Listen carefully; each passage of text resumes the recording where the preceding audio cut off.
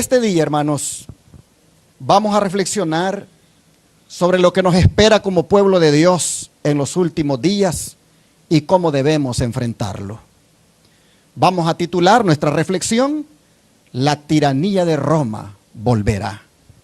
Entendiendo la tiranía como la forma de gobierno despótico ejercido por una sola persona llamada tirano a través de la fuerza y la violencia, la opresión y la persecución sobre los ciudadanos. El pueblo de Dios ha tenido que enfrentar este tipo de gobierno a lo largo de la historia. ¿Quién no se recuerda de la tiranía egipcia sobre el pueblo de Dios? La tiranía de Babilonia, la tiranía medo-persa, la del rey griego Antíoco Epífanes y la que fue peor, la tiranía de Roma. Fue bajo esta última que nuestro Señor Jesucristo experimentó la muerte más cruel, como fue la crucifixión, misma que se aplicó sobre su iglesia después que Él murió. La historia registra lo que sucedió a los cristianos en los famosos circos romanos, cómo fueron lanzados a la arena para ser devorados por las fieras, y otros corriendo la misma suerte de nuestro Señor, siendo crucificados, tan solo por negarse a aceptar al César como su Señor. El profeta Daniel, describiendo la tiranía de ese imperio romano, vean cómo lo dice en el capítulo 7 de su libro, aquí en los versículos 7 y 8. Daniel 7, versículos 7 y 8. Dice la Escritura, Daniel 7, versículos 7 y 8.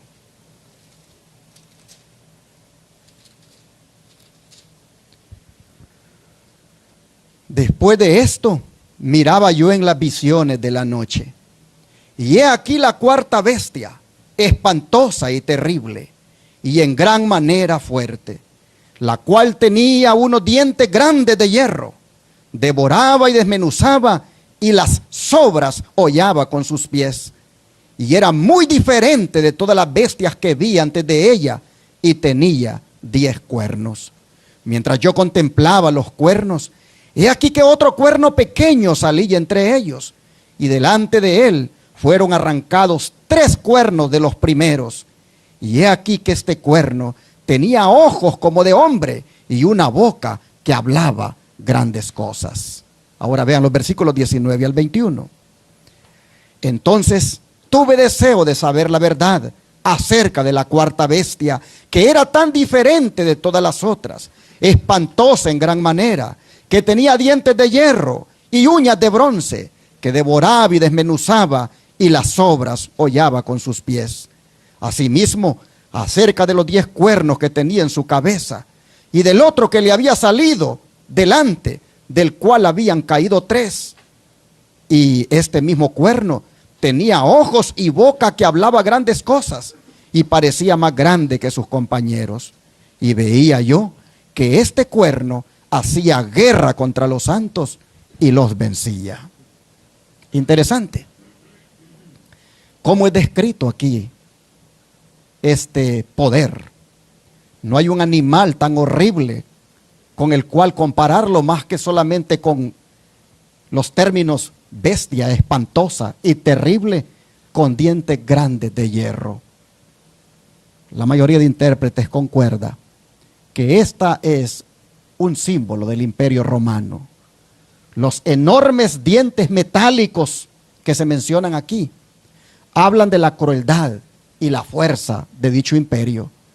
Así como el animal desgarraba y devoraba a su presa con esos colmillos monstruosos, así también Roma devoraba a las naciones y pueblos en sus conquistas.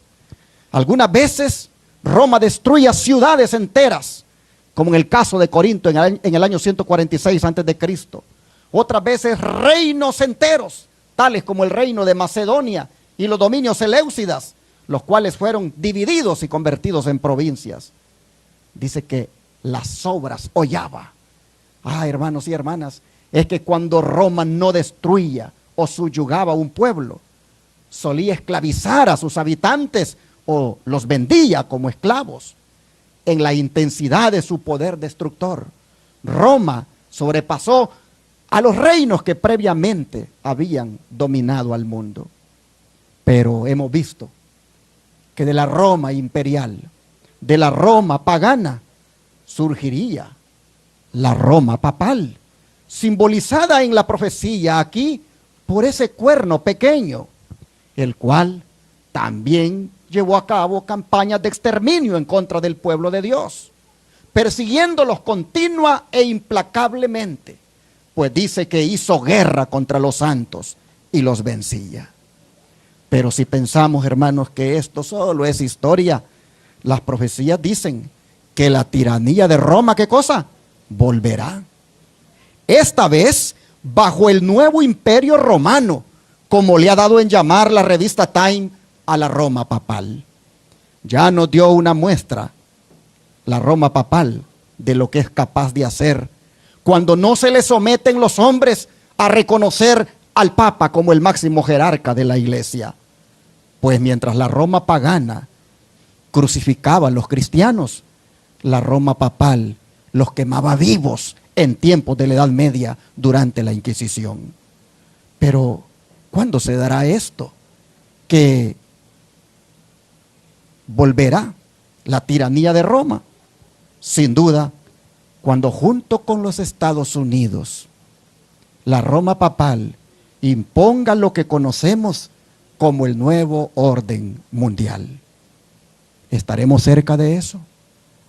Sin duda que sí. La alianza entre los Estados Unidos y el Vaticano está bien encaminada a establecer dicho nuevo orden mundial. Y más en este tiempo, cuando el presidente católico que dirige esta nación hace alarde de esa íntima comunión con el papado. Solo Dios sabe si será con este o con alguien más. Una cosa es clara, y es que cada presidente de turno de esta nación americana adelanta la agenda papal en más de algún aspecto, hasta culminar a lo que ya sabemos, la imposición de la ley dominical. Al respecto, el espíritu de profecía dice lo siguiente: cuando nuestra nación, los Estados Unidos, abjure de tal manera los principios de su gobierno que promulgue una ley dominical, en este acto el protestantismo dará la mano al papismo y con ello recobrará ¿qué cosa? Vida la tiranía que durante largo tiempo ha estado aguardando ávidamente su oportunidad de resurgir en activo despotismo. Joya de los Testimonios, tomo 2, página 318 a la 319. Interesante, dice, cuando abjure de tal manera los principios. ¿Qué es eso de abjurar? No es otra cosa que abandonar.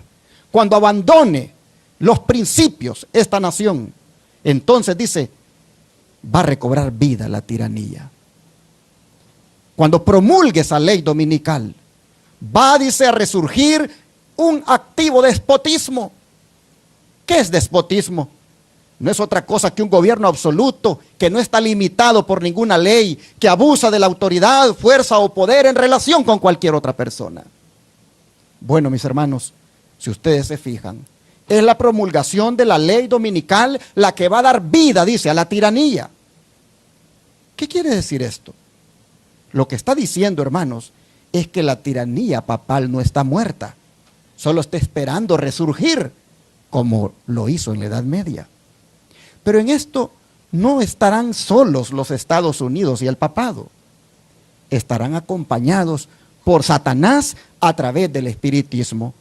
Así ha sido revelado por la profecía en el capítulo 16 de Apocalipsis, versículos 13 y 14. Apocalipsis 16, versículos 13 y 14.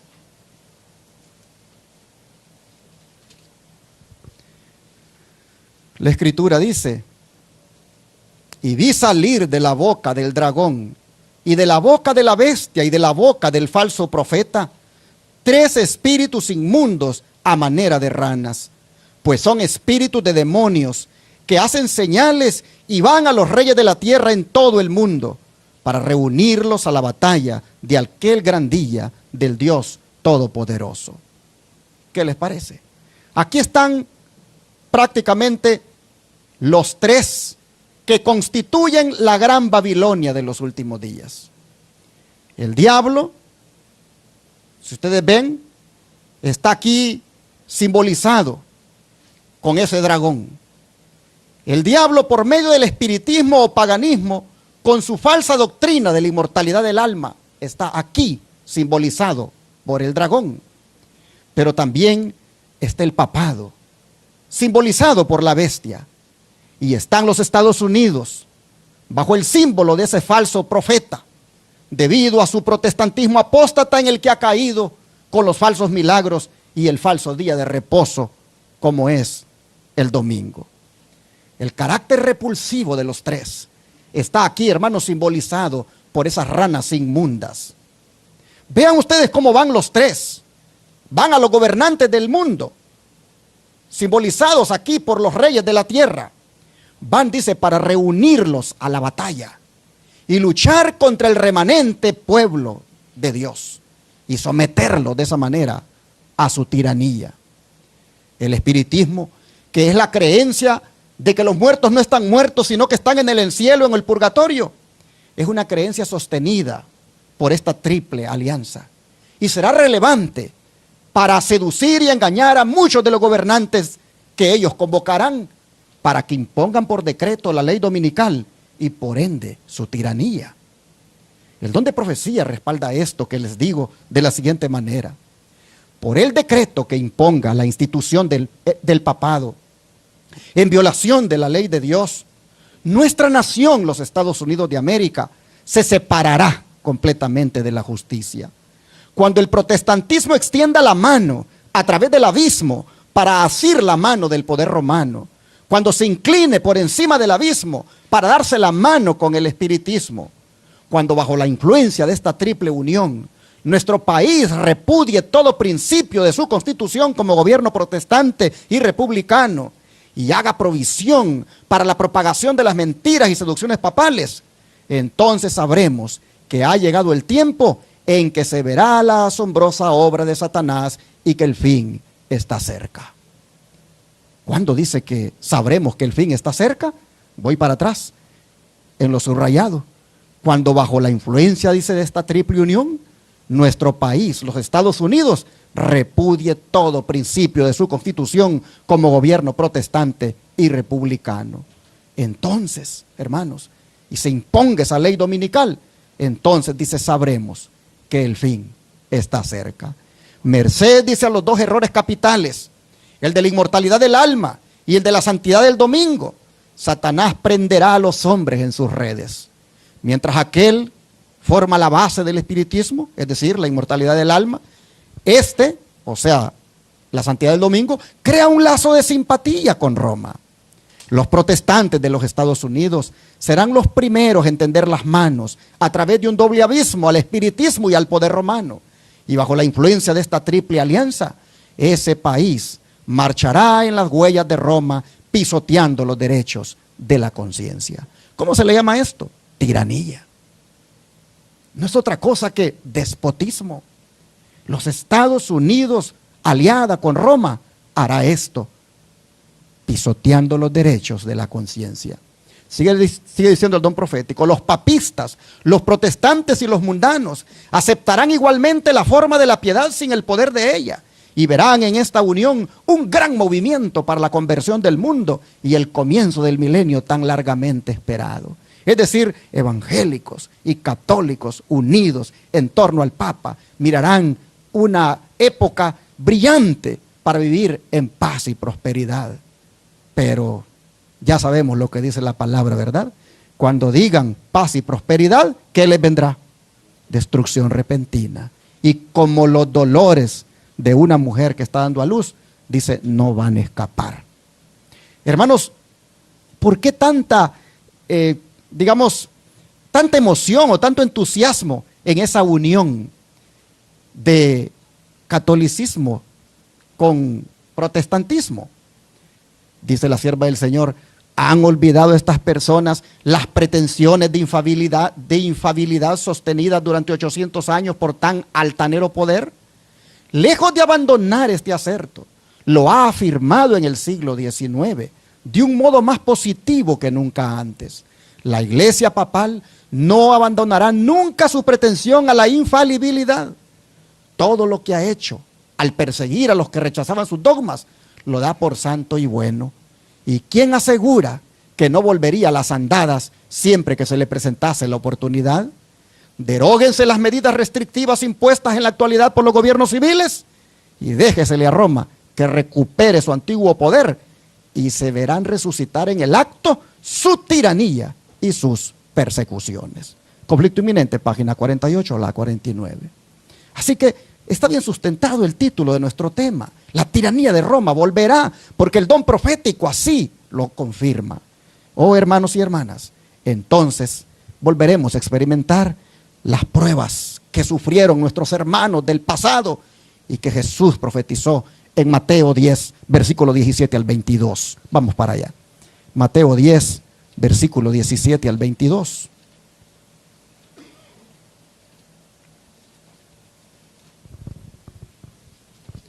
Evangelio de Mateo, capítulo 10, verso 17 al 22, nos dice: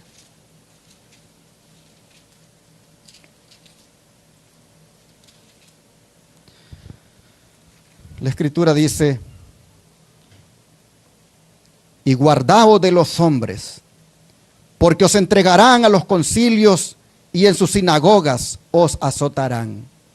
Y aún ante gobernadores y reyes seréis llevados por causa de mí para testimonio a ellos y a los gentiles. Mas cuando os entreguen, no os preocupéis por cómo o qué hablaréis, porque en aquella hora os será dado lo que habéis de hablar. Porque no sois vosotros los que habláis, sino el Espíritu de vuestro Padre que habla en vosotros. El hermano entregará a la muerte al hermano, y el padre al hijo, y los hijos se levantarán contra los padres y los harán morir. Y seréis aborrecidos de todos por causa de mi nombre, mas el que persevere hasta el fin, éste será salvo. Hermanos y hermanas, guardaos, dice el Señor. En otras palabras, presten atención. Sean cautelosos de los hombres, porque todos aquellos que sean fieles adventistas, todos aquellos que fieles al mensaje se propongan proclamarlo, hermanos y hermanas, serán objeto de este tipo de persecución. El Señor dice: guárdense de los hombres, especialmente por supuesto de aquellos que no se dejan guiar por el Espíritu Santo, porque ellos responden a las incitaciones de Satanás. Guárdense de los hombres, porque los van a llevar a los concilios. ¿Qué cosas son los concilios? No es otra cosa que los juzgados locales que había en los días de Jesús, o pequeños sanedrines que por lo general tenían 23 miembros. Allí eran llevados los cristianos en esos pequeños juzgados que se encontraban en varias ciudades judías, pero no en Jerusalén, porque allá estaba el gran Sanedrín. En esos lugares, dice el Señor, los van a denunciar, los van a llevar a corte, los van a llevar a los tribunales. Y allí dice, ¿qué cosa se determinará sobre ustedes? Que sean, dice, azotados. Los van a azotar. Es interesante que el azote, el castigo con azote, el máximo era de 40, pero como un acto de misericordia, a la persona se le daban 39. Pablo en 5 ocasiones fue azotado de esa manera. Dice, serán llevados a gobernadores y reyes. Ya vimos, ¿verdad? ¿Con qué propósito? Con el fin de testificar. Y ya hemos visto cómo esto se cumplió. Al menos gobernadores como Pilato, Félix, Festo, Galión, tuvieron a cristianos frente a ellos, dando razón de su fe.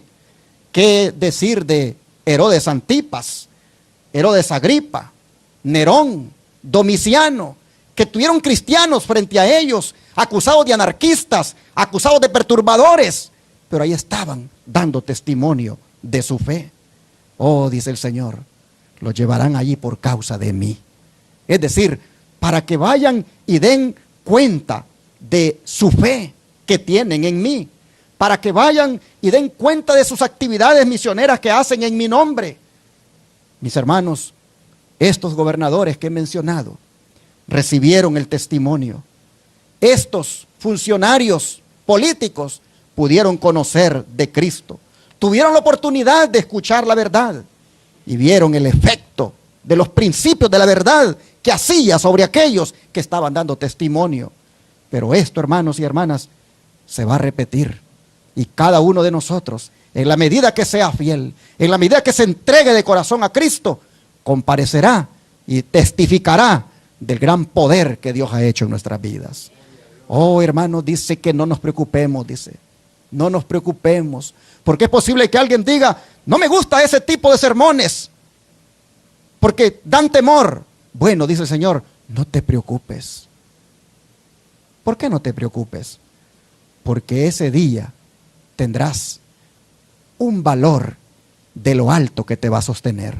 Ese día, dice el Señor, no te afanes, ni siquiera por lo que vas a decir, porque en esa hora te van a venir las palabras que vas a hablar, porque el Espíritu Santo va a hablar por ti.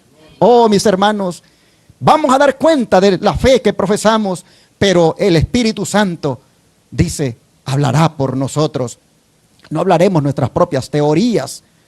No, hermanos, el Espíritu hablará en nosotros. Por eso es importante, hermanos, que en vez de preocuparnos por lo que, ¿cómo le voy a hacer?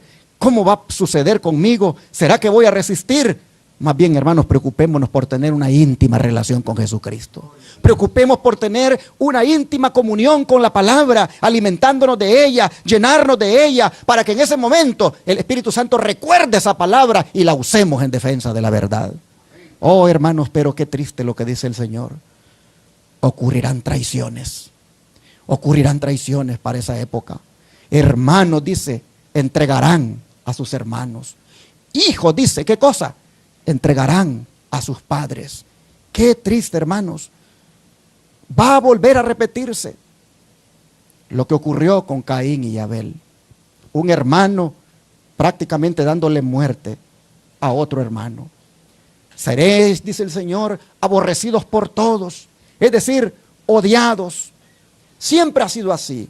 Los que han predicado el Evangelio y han dejado que los principios del Evangelio les santifique, siempre, hermanos, han despertado odio. Pero nunca nosotros debemos responder con la misma moneda, pues debemos entender que todos los que vivan piadosamente, dice el Señor, padecerán ¿qué cosa? Persecución. Así que, hermanos y hermanas, yo creo que hay que entender que no podemos evitar pasar por esta situación a menos que el Señor nos llamara al descanso antes. Yo le digo a Dios, no sé, ¿qué es tu plan conmigo? Si me vas a dejar vivo para pasar por esto, pues sin duda tú me vas a sostener. Pero si tú sabes que va a ser difícil para mí, a lo mejor me vas a poner a descansar antes. Pero lo importante no es, hermanos, tanto pensar en eso, sino en estar, como repito, tomado de la mano de Jesús.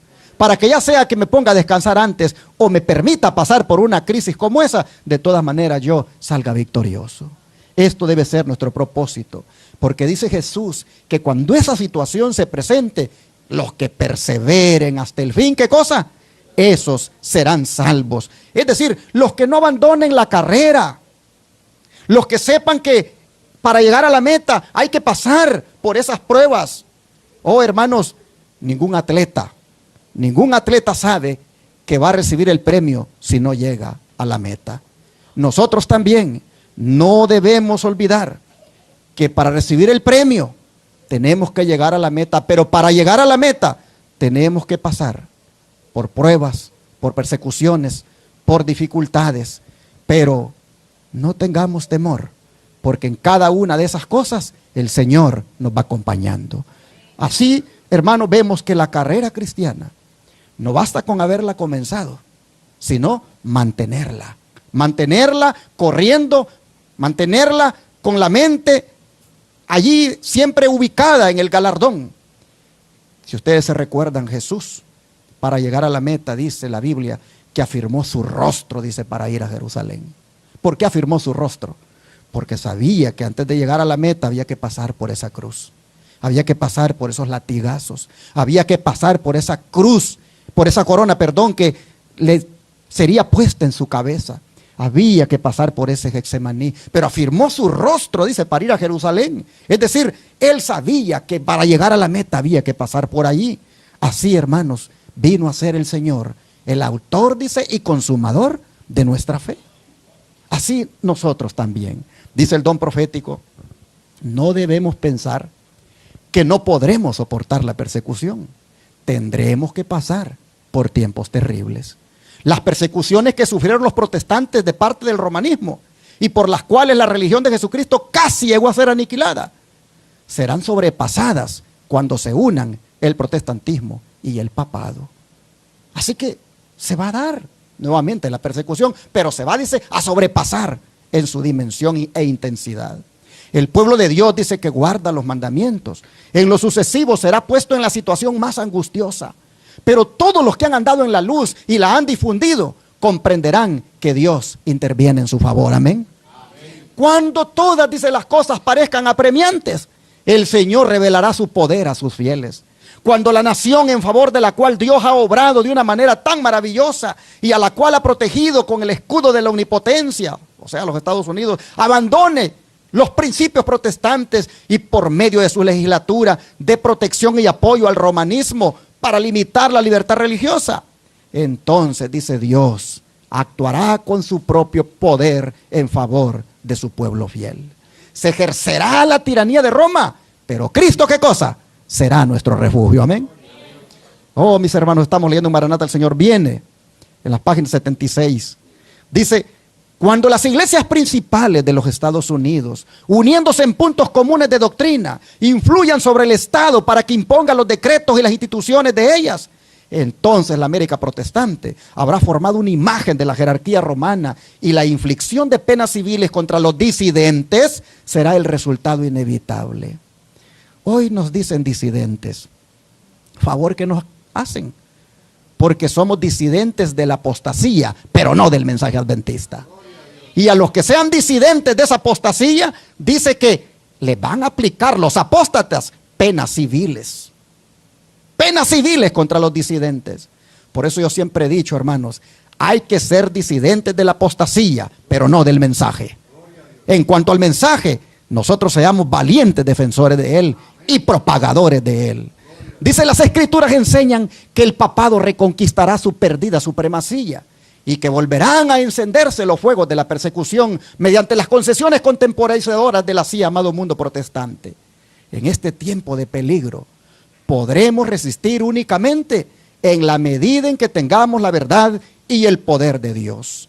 Las perspectivas de tener que enfrentar el peligro y las dificultades personales no necesitan desanimarnos, sino que deberían avivar el vigor y las esperanzas del pueblo de Dios, porque el tiempo de peligro constituye la oportunidad de Dios para proporcionar una clara manifestación de su poder. Oh, hermanos, como dicen ustedes, gloria al Señor. Hay que avivar el vigor. Hay que estar, hermanos, con esta confianza de que el Señor se va a manifestar poderosamente. En otras palabras, mis hermanos, cuando la tiranía llegue, debemos resistirla. Debemos resistirla como la resistieron estas dos mujeres, Cifra y Fuga. Estas mujeres, hermanos, parteras, ellas resistieron la tiranía egipcia. Vea lo que dice la Escritura acerca de ellas. Vamos a Éxodo 1, versículo 15 al 17. Éxodo 1, versículos 15 al 17.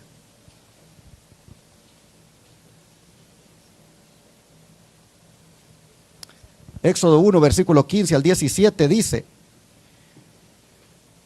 y habló el rey de Egipto a las parteras de las hebreas, una de las cuales se llamaba Cifra y otra Fuga, y les dijo: cuando asistáis a las hebreas en sus partos y veáis el sexo, si es hijo, matadlo, y si es hija, entonces que viva. Pero las parteras temieron a Dios y no hicieron como les mandó el rey de Egipto, sino ¿qué cosa? Preservaron la vida a los niños. Amén, hermanos. ¿Qué les parece? ¿Qué mujeres más valientes estas? Cifra y Fúa temieron a Dios más de lo que temían al rey tirano de Egipto, no tomando en cuenta la orden real. Ellas dejaban, dice, vivir a los niños ante ese sangriento acto de cruel despotismo por parte del rey de Egipto. Ellas temieron a Dios, dice la palabra.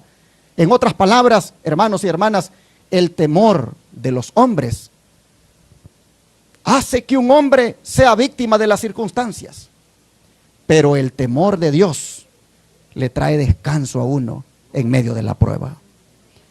Así que, hermanos, esta debe sin duda haber sido la experiencia de estas mujeres, de estas parteras. Ellas descansaban en esto, sabían la responsabilidad que estaba sobre sus manos, pero escogieron, dice, obedecer a Dios antes que a los hombres. Interesante, ellas no podían en su buena conciencia cumplir con la ley homicida del rey egipcio. Y Dios, hermanos, Dios las recompensó. Dios las bendijo por esto, porque le temieron a él antes que al rey. Interesante lo que dice el versículo 20 y 21. Dice: Dios hizo a las parteras, y Dios hizo bien a las parteras, y el pueblo se multiplicó y se fortaleció en gran manera. Y por haber las parteras temido a Dios, Él prosperó sus familias. Así nosotros vemos, hermanos, la importancia que tiene el temer a Dios. Un respeto a la palabra de Dios, un respeto al Señor antes que al castigo de los hombres. Aquí nosotros vemos que ellas escogieron temer a Dios, obedeciendo a Dios. Mire lo que dice el don profético. ¿Cuál era el plan del rey de Egipto al querer matar a los niños? El rey, dice, ordenó que se diera muerte a los hijos varones tan pronto como nacieran. Satanás, dice, estaba detrás de todo esto. ¿Por qué? Sabía que surgiría un libertador entre los hebreos que los rescataría de la opresión. Creyó que si podía inducir al rey a destruir a los niños varones, el propósito de Dios se malograría. Pero las mujeres temían a Dios y no cumplieron la orden del rey de Egipto. Por el contrario, dejaron con vida a los niños varones. Esas mujeres no se atrevieron a dar muerte a los niños hebreos. Y porque no obedecieron el mandamiento del rey, el Señor les dio prosperidad. Historia de la Redención, página 108.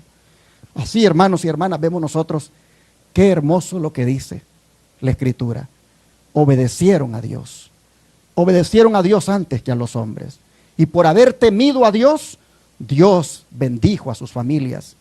Ellas fueron instrumento de Dios para bendecir las familias de Israel y preservar al libertador que nacería, el cual sería Moisés. Y así Dios también las bendice a ellas y sus familias, porque resistieron a la tiranía del hombre y se sometieron a la voluntad de Dios. Oh, hermanos y hermanas, pero si estas mujeres, Cifra y Fúa, son un ejemplo para nosotros y pudieron resistir la tiranía de sus días en el temor del Señor, ¿qué no decir de los 3 jóvenes hebreos que no se quedaron atrás ante el tirano Nabucodonosor, rey de Babilonia, negándose a adorar su imagen porque iba contra la ley de Dios? Y bajo la amenaza de ser echados vivos a un horno de fuego ardiendo, ¿qué dijeron ellos? Vamos a Daniel, capítulo número 3, versículo 17 al 18. Daniel capítulo 3, versículo 17 al 18.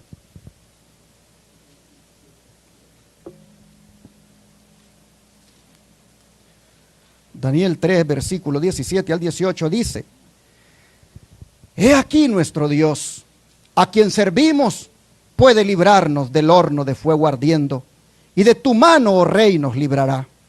Y si no, sepas, oh rey, que no serviremos a tus dioses, ni tampoco adoraremos la estatua que has levantado. Oh, hermanos, qué fe tan firme la de estos 3 muchachos en el poder de Dios. Lo que dicen es que Dios puede salvarlos si eso es lo mejor para ellos y para la gloria de su nombre y de su causa. Pero que si no los salva, y van a morir, igual ellos van a ser fieles a Dios. Oh hermanos, sus palabras expresan una gran confianza en el poder de Dios. Antes habían dicho: oh rey, no tenemos necesidad de contestarte en cuanto a la orden que estás dando, porque Dios en los cielos es nuestro único Señor, y solo a Él adoraremos. Y Él es el que tiene el poder para librarnos de tu horno de fuego ardiendo con el cual nos amenazas. Oh, dicen ellos, el Señor nos librará, y va a quedar demostrado que no vamos a servir a tus ídolos, ni adoraremos tu estatua de oro. Hermanos y hermanas, así estos tres jóvenes hebreos resistieron a la tiranía de sus días, la tiranía de Babilonia. Pero mientras ellos son un ejemplo de lo que debemos hacer nosotros cuando la tiranía de Roma vuelva, ¿qué del profeta Daniel? Él no se queda atrás. Cuando se firmó aquel decreto de muerte en contra de que se orara al Dios verdadero en un lapso de 30 días, o a cualquier Dios, excepto que se le orara al rey Darío, cuando se emitió ese decreto al que violara aquel mandamiento del rey, dice que Daniel, él continuó orando como era su costumbre, orando de rodillas 3 veces al día, con las ventanas de su cuarto abiertas que daban hacia Jerusalén. Y dice que en esas oraciones él le daba gracias a Dios como lo solía hacer antes. En otras palabras, él resistía la tiranía medo-persa así, de rodillas, sabiendo aún que era vigilado por sus enemigos. Pero si Daniel perseveraba en la oración, mientras la tiranía estaba en su apogeo, la tiranía medo-persa, ¿qué decir de los valdenses y otros cristianos durante la Edad Media? ¿Cómo ellos resistieron a la tiranía papal? Mire lo que es el don profético. Un ejemplo sorprendente de la política de Roma contra los que no concuerdan con ella se encuentra en la larga y sangrienta persecución de los valdenses, algunos de los cuales observaban el sábado. Otros sufrieron de modo parecido por su fidelidad al cuarto mandamiento. La historia de las iglesias de Etiopía o Abisinia es especialmente significativa. En medio de las tinieblas de la Edad Media, se perdió de vista a los cristianos del África Central, quienes, olvidados del mundo, gozaron de plena libertad en el ejercicio de su fe. Pero al fin, Roma descubrió su existencia, y el emperador de Abisinia fue pronto inducido a reconocer al Papa como vicario de Cristo. Esto fue principio de otras concesiones. Se proclamó un edicto que prohibía la observancia del sábado bajo las penas más severas, pero lo puse en azul y subrayado. Pero la tiranía papal se convirtió luego en yugo tan amargo que los abisinios resolvieron sacudirlo. Resistieron la tiranía papal. Después, dice, de una lucha terrible, los romanistas fueron expulsados de Abisinia y la antigua fe fue restablecida. Las iglesias se regocijaron en su libertad y no olvidaron jamás la lección que habían aprendido respecto al engaño, al fanatismo y al poder despótico de Roma. En medio de su reino aislado, se sintieron felices de permanecer desconocidos para el resto de la cristiandad. Conflicto inminente, página 59. Pero noten ustedes, se sacudieron la tiranía papal. Así como estos valdenses, estos cristianos de Abisinia, hermanos, lo hicieron, así también hay testimonios de otros reformadores que de la misma manera resistían a la tiranía de su tiempo. Por ejemplo, a Juan Wycliffe se le atribuyen estas palabras: donde la Biblia y la iglesia no están de acuerdo, debemos obedecer la Biblia. Y donde la conciencia y la autoridad humana están en conflictos, debemos seguir a la conciencia. Así, hermanos, como estos ejemplos que he citado, creo ya que todos aquí estamos motivados para resistir la tiranía de Roma cuando ésta vuelva. Dios nos ayude para que la podamos resistir con el temor a Dios de Cifra y Fúa, que la podamos resistir con la fe de los jóvenes hebreos y que la podamos resistir con la perseverancia en la oración de Daniel, pero con lo que es más, con la determinación de los discípulos que se encuentra en el libro de Hechos capítulo 4, verso 19 y 5, 29. Hechos 4, verso 19 y luego el 5, 19. Dice la Escritura, Hechos 4:19, de la siguiente manera: mas Pedro y Juan respondieron diciéndoles: juzgad si es justo delante de Dios obedecer a Dios, obedecer a vosotros, perdón, antes que a Dios. Y en el 5:29 reiteran este principio. Dicen ellos en el verso 29, capítulo 5, respondiendo Pedro y los apóstoles dijeron: es necesario obedecer a Dios antes que a los hombres. Si así los discípulos, hermanos, resistieron la tiranía de sus días, la tiranía religiosa, bajo esta consigna de que es necesario obedecer a Dios antes que a los hombres, de la misma manera nosotros debemos hacerlo. Solamente, mis hermanos, apreciemos el gran sacrificio de Jesús hecho por nosotros. Solamente apreciemos esa sangre derramada en la cruz del Calvario por cada uno de nosotros. Y mirándolo a Él, cómo Él sufrió, cómo Él fue al martirio, cómo Él murió por nosotros. Oh, hermanos, motivados por esa sangre de Cristo, nosotros también seamos fieles a Él. Y cuando llegue la tiranía, digamos como los discípulos: obedeceremos a Dios antes que a los hombres. Pregunto en esta hora: ¿cuántos de ustedes les gustaría, cuando la tiranía de Roma aparezca de nuevo, cuántos de ustedes les gustaría obedecer a Dios antes que a los hombres? Dios les bendiga y que así sea. Amén, hermanos. Así como dice el himno: firmes y adelante, huestes de la fe, sin miedo, porque la mirada de Jesús está sobre nosotros. Y en la dificultad, en la prueba, en la tiranía, en la persecución, en todo lo que venga sobre nosotros, nunca se nos olvide que sin temor alguno debemos estar, porque Jesús nos ve. Yo creo que es un buen momento para orar y pedirle al Señor que nos ayude a estar firmes en la fe ahora, y que también lo estemos cuando la dificultad llegue. Vamos a arrodillarnos para orar. Amante Padre que está en el cielo, gracias, Señor, por ponernos en la perspectiva correcta de cara a lo que vendrá. Cuando esta tiranía romana aparezca por otra vez y por última vez, Señor, que nosotros no te vayamos a fallar. Que nosotros, Señor, no vayamos a defraudarte. Que nosotros no vayamos a darte la espalda. Señor, te rogamos que nos ayudes a ser tan firmes en la fe ahora, para que lo podamos ser cuando ese día llegue. Padre, te pedimos que tus hijos e hijas que han oído este mensaje, habiendo visto cómo le enfrentaron nuestros antepasados, como las parteras egipcias, como estas parteras hebreas, mejor dicho, ahí en Egipto, como los jóvenes hebreos, como Daniel, oh Padre, como los valdenses, como los discípulos, así nosotros también escojamos ser fieles a ti. Ayúdanos a ser firmes ahora y a ser firmes entonces. Ayúdanos a perseverar en la fe. Ayúdanos, Señor, a no claudicar, a no darnos, Señor, por vencidos, así sean de difíciles las pruebas. Ayúdanos, Señor, a permanecer leales a ti en todo tiempo. Te agradecemos por esta palabra, porque sabemos de antemano lo que viene, pero sabemos de antemano cómo enfrentarlo, porque tú vas a estar con nosotros. Padre, te queremos agradecer por este alimento espiritual, pero también queremos suplicarte por el alimento material que en unos momentos vamos a ingerir, rogándote, Padre, que también esa comida tenga tu bendición y caiga bien en nuestro cuerpo. Gracias, Señor, por la doble comida de este día. En el nombre de Jesús te lo agradecemos. Amén. Amén, amén.